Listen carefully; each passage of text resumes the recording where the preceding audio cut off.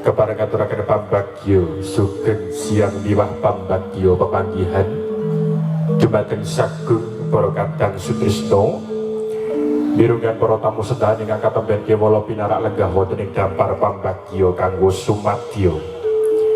Mugia karahayun miwah karaharajan tansah kajiwa kasarira wonten ngarsa panjenengan luber dumateng kawula sagutra. Kawentanipun Arisma make up saking tlatah Petero karo Jombang ingkang kula sumatur sinangsaya dening panjenenganipun Bapa Nasikotin dalah Ibu Siti Nasriin kindan dari ancang kami mengahat tapaning topo coro panggih pinaganten monggo kangge hadhatepi adat widi widono kang sampun lumampah ing tlatah Pagak Megaluh Jombang sinartan puja duka wonten ngarsanipun Gusti Kang Maha Kawasa miwah tansah hambalang puji astuti wonten ngarsanipun Gusti Kang Murbeng dumadi. Mugia pepanggihan kula kalawan panjenengan tansah kinanjar suka kalawan raharja.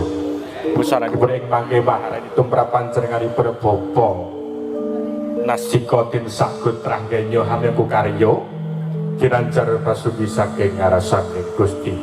Sawetawis sugidatan kata lumpen kasekecakan anggenipun sami pinarak lenggah.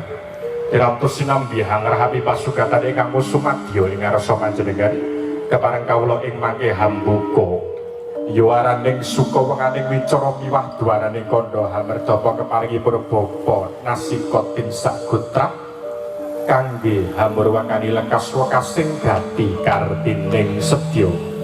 Mugia mangke Gusti tansah berkaidatan katalumen reroncening tata cara kang bakal karampi wiwit purwa madya wasana manggya bagya mulya kalawan sinebya rahayu kanthi nemu wusananipun tansah lumeber pasugi saking ngarsaning Gusti Gusti kepareng kangge hambuka yuwaraning suka wenganing wicara miwah dwaraning kandha.